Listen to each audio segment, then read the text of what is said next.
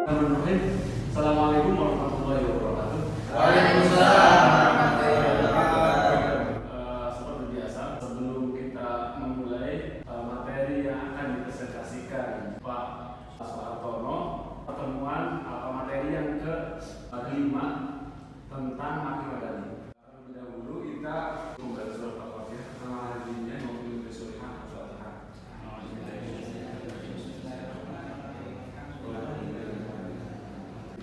Presentasikan makanan. Assalamualaikum warahmatullahi wabarakatuh. Perkenalkan, nama saya Soehartono.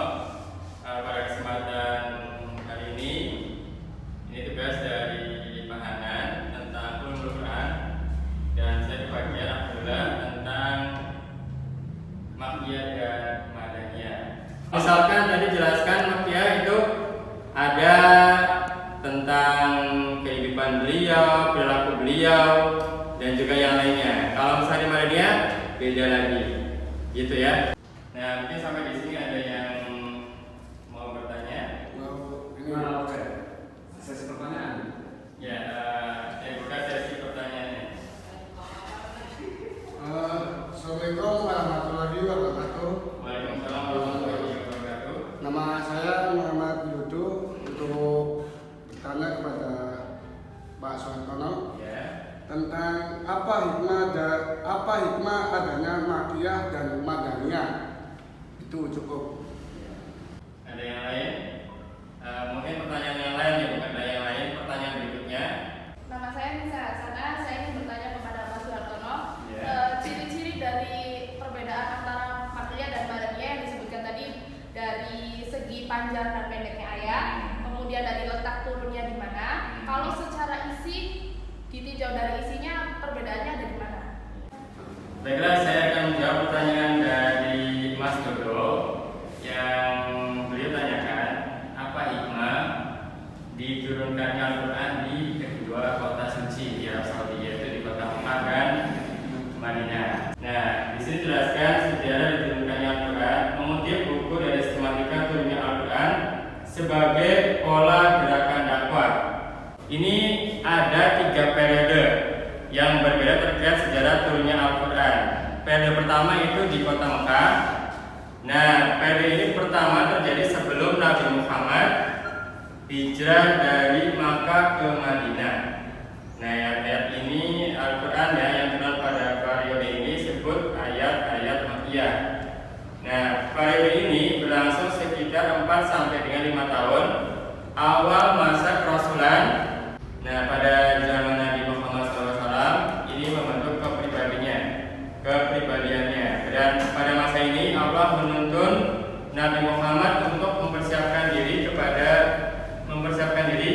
sebelum menyampaikan dakwah kepada orang lain, dan beliau dituntun untuk terlebih dahulu senantiasa mengingat Allah Subhanahu wa taala. Kemudian yang kedua yaitu tentang dasar-dasar akhlak mulia dan kesamaan terhadap pandangan hidup masyarakat jahiliyah. Yang ketiga yaitu tentang pengetahuan dasar tentang sifat dan af'al Allah Subhanahu wa taala. Nah, itu untuk periode yang pertama yaitu periode Mekah ya. Kemudian periode kedua yaitu di kota Madinah. Pada periode ini diturunkannya Al-Quran ini terjadi setelah Nabi Muhammad hijrah ke Madinah. Nah, karena ayat-ayatnya dikenal sebagai ayat madaniyah, dan periode ini berlangsung sekitar 8 sampai dengan 9 tahun. Ini misalnya tersirat dalam surat An-Nahl ayat 125 yang artinya, ajaklah mereka ke jalan Tuhanmu dengan hikmah dan tuntunan yang baik, dan bantalah mereka dengan cara yang sebaik-baiknya. Intinya, kalau misalkan kita rangkum di periode masing-masing ini, jelas ya. Jadi kenapa Al-Quran itu diturunkan? Apabila pertanyaan dari saudari Nisa melihatkan objek atau isi. Nah, ini perhatikan objek turunnya ayat yang turun di Makkah. Umumnya ini dimulai dengan seruan lafaz ya ayyuhan nas, berarti wahai manusia. Sedangkan ayat yang turun di Madinah ini umumnya dimulai dengan seruan lafaz ya ayyuhalladzina amanu, yaitu wahai orang-orang yang beriman.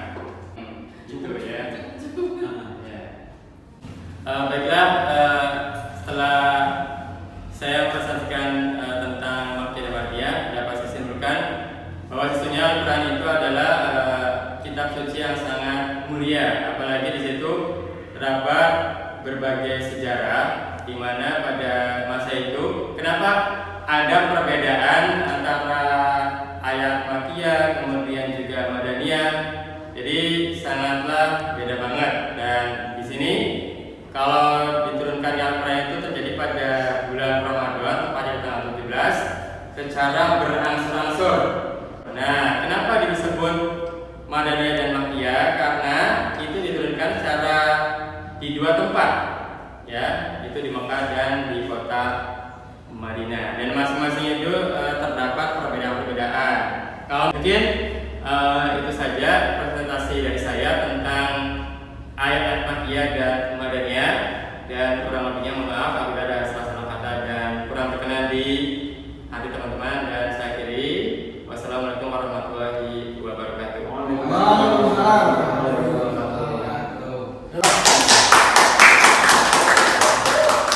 Baik, terima kasih atas presentasinya. Dipersilakan kembali. Pertemuan yang kelima ini kita akhiri dengan bahasa Hamdalah.